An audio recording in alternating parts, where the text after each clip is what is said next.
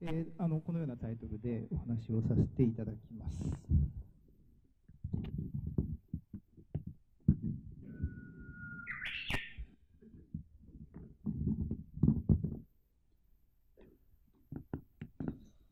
皆様、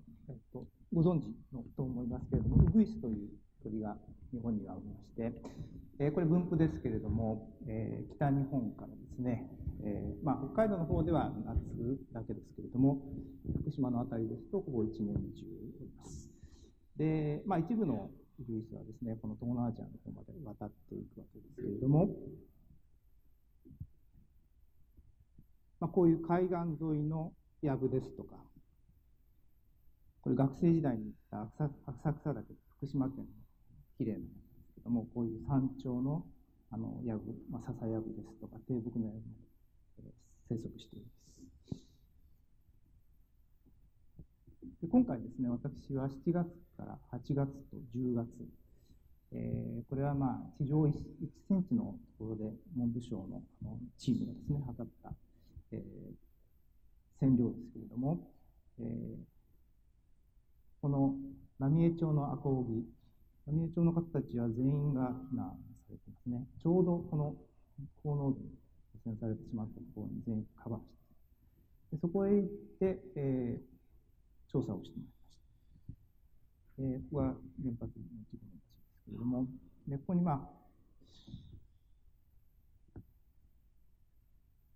でどういう調査をするかといいますと、ちょっと見づらいんですけれども、ここになんとなく霞がかかっている。これが霞網という日本の伝統的に、昔はつぐみですとかですね、食べてたわけですね。で、その美味しい鳥を捕まえるために、私たちの先祖が開発してくれた網なんですけれども、今は世界中の鳥の研究者とか、コウモリの研究者とかが使っている道具です。許可がないと持ってちゃいけないというんですけれども、これをこれ畑というか田んぼの中なんですけれども、今、藪になってます。それを刈り払って、ここで、放棄液を流しますと、縄張りを持っております。で、縄張りの主がですね、ライバルが来たということで、飛び込んできたということで捕まえます。で、捕まえた場所なんですけれども、これが検問で機動隊の皆さんがですね、道の上に頑張ってて、一日中ですね、夜中に行っても、いてですね、許可がないと入れてくれません。10月に、ここだけ入れていただくように許可をいただけたんですけれども、最初のうちは、現地もですね、いろいろと混乱しておりますし、むやみな人はなかなか許可が下りない。で、私なんかは一番職務質問も何度かいただきましたけれども、怪しい人間なので、入れてもらえなかった。ということで、いろいろとこの辺このギリギリのところを走り回ってですね、一番線量の高い地域を見つけて、網を張ったわけです。で、この赤荻という場所、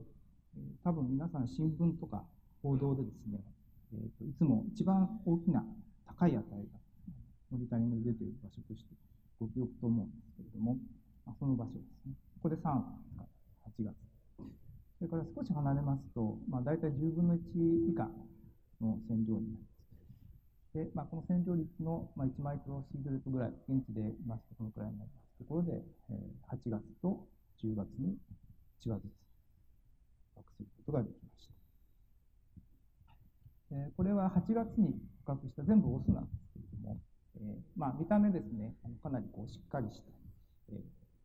いろいろ私今まで350個体ぐらいウグイスを各地で捕まえてきてるんですけれども、一番頼もしいっていうんですかね、ヒゲ面のという感じのウグイスです。オスです。で、報告でこの場所で鳴いている鳥で、おそらく縄張りをずっと春から構えているような、そこに進み続けているようなオスですね。でそれが4羽捕獲になりました。で、いろんな例があるんですけども、大事な点はですね、ちょっとこの時期急いで調査を何とかして捕まえたいと頑張っていったんですけれども、寒雨前、繁殖がですね、終わった後で、鳥は大体羽を全部新しい衣替えをするんですね。で、衣替えしてしまいますと新しい羽ですから、その羽には当然まあ、汚染がない可能性があって、なんとかその買う前に捕まえたいということで行ってまいりましたら、まあ、なんとか4羽捕まえることができました。まあ、それぞれ、これはちょっと薄い1マイクロシーベルタワーぐらい占領率の場所なんですけれども、あとはこういうの3羽ですね。まあ、関羽中なんでちょっとハゲちょびれでかわいそうな顔してますけれども、まあ、こういう鳥は普通にいます。ですけれども、今回はお尻に大きなおできができている個体がいたということで、まあ、これどういう正体かわからないんですけれども、ということもありました。でそれをですね、今までも何度も出てきました。まあ、いわばイメージングプレートとか言うと難しそうですけれども、多分坂本龍馬の時代に写真を撮ってた短パンだと思えば多分いいんだと思います。それに、羽をですね押し付けて、それで、まあ、放射線のエネルギーを感光させるということをしていただきました。私はこういうことを今まで一度もやったことがないから、まあ、玉井先生とか皆さんにお願いして実験をしていただいたわけです。で、まあ、何度も、先ほどから稲とか麦とかですね出てきましたけれども、これ羽の形がくっきりと出ております。で、非全放射の線のものに関してはですね、ここに何も映っておりませんけれども、埼玉県の秩父の山の中でずっと調査をしておりますので、まあ、そこで撮ったこの時点ではコマドリとウグイスも他にも撮ってありますけれども、コマドリという、まあ、綺麗な声でやはりな鳥の羽を乗っけてあります。全く形が出ない。で、それ以外の、アコウギで捕まえた4については、まあ、羽の形が出てきまして、それとかつですね、濃いスポットが出ております。で、これもやはり先ほどから皆さんが使われているベルマニウム半導体の測定というもので、玉井先生に測っていただきますと、まあ、1マイクロシーベルタワーぐらい占領率のところですと、このくらいになっています。で、まあ、これ個体差が多少あるけれども、高い個体の、まあ、この辺の濃いですね、ものですと、まあ、300ベクレルぐらいですね、セシウム137だけですか。まあ、両方合わせると500から600ですが、まあ、一応単位気をつけていただきたい。羽は非常に軽いんですね。だいたい1枚 0.05 グラムから 0.07 グラム、100分の1グラムないぐらいで、キログラムではなくてグラムで表しています。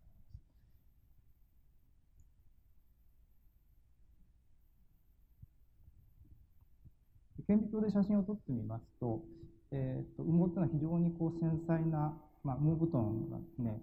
多量の、空気を含んで暖かくて軽くて、羽毛服とか使いますけれども、非常に繊細な構造をしております。で、細かいトゲがですね、それが組み合わさって非常に軽いんですけれども、強くてかつ、まあ空気を含む、まあ、保温とかですね、それから空を飛ぶことに使うけれども、そういうその、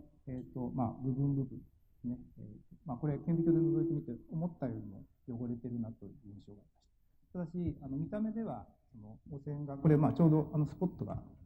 イメージングプレートで濃く出てた場所なんですけれども、特にその場所がなんか黒いとかですね、汚れてるとかいうことは分かります。ですからまあ全体にまあ、いろんなものがついて、それがまあこの繊細な構造の中に保持されていて、その一部にですね、放射性物質が吸着されているということが分かりました。で、まあ、染料はですね、私は鳥の調査に集中しております。それから、中西先生からご説明がありましたように、まあ、借りた車を汚染してはいけないとですね、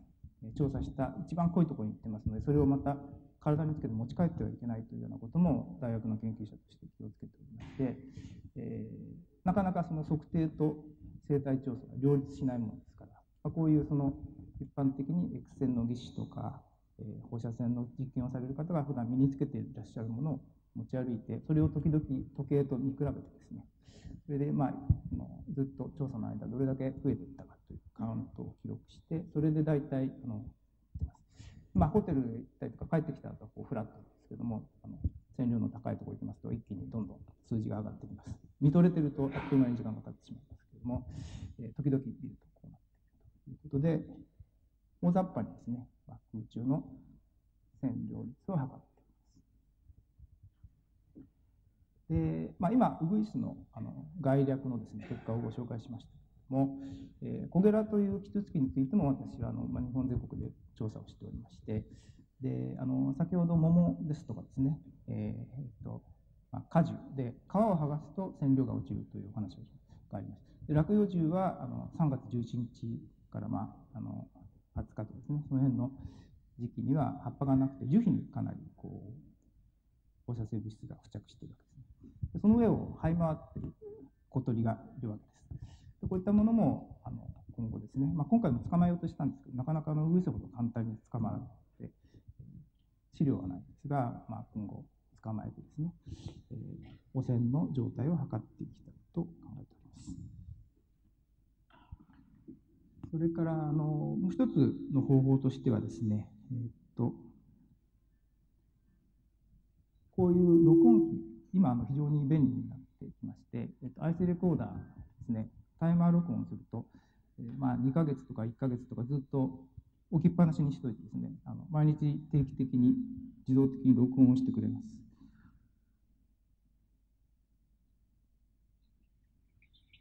聞こえますか？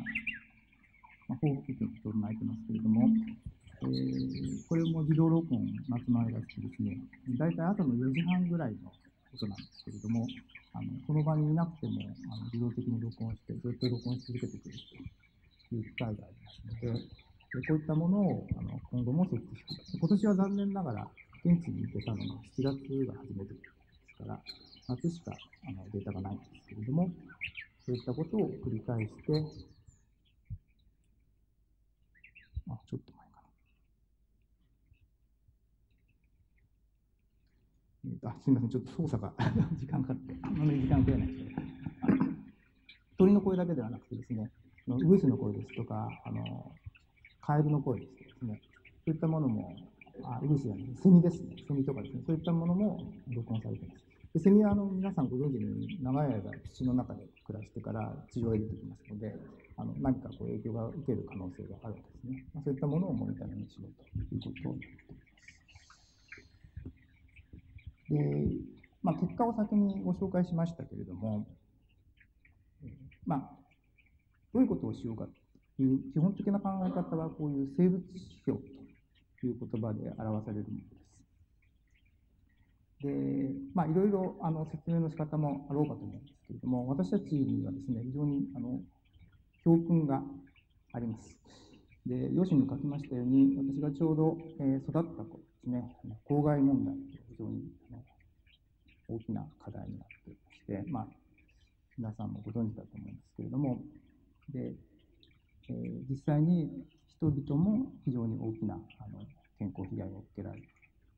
ただそれだけではなくて、自然界でいろんなことが起こってたんですね。で、それを警告した代表的な著作として、こういう沈黙の春という書籍で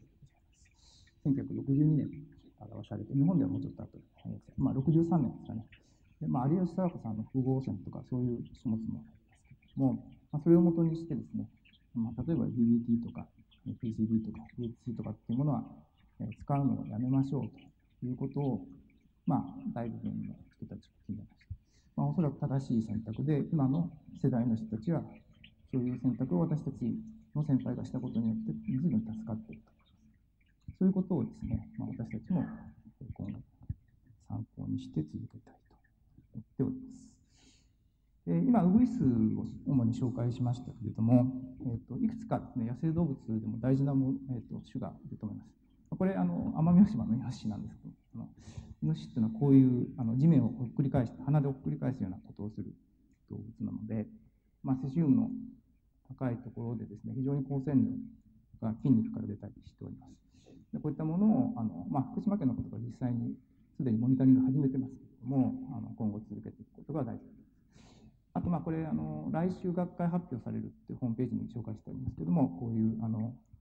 クモの巣ですね。クモの巣はいろんな汚染物質を捕食します。それをまた食べてもう一度出したりしますので、そういったものから、これは特に銀が高い値で出たらしいんですけども、とかですね。ヨーロッパでたくさんのカメムシを見つけて、これ左右非対称なんですけども、異常個体がたくさん出ていると、原発の前に出ているというような研究もあります。そういった生物指標を使って、今後、例えばツバメとかウイルスとかそういったもので長い間見ていくで、そのためのマニュアル作りをですね、私はしていきたいと考えております。たくさんの方にお世話になって研究していくと思います。ご清聴ありがとうございます。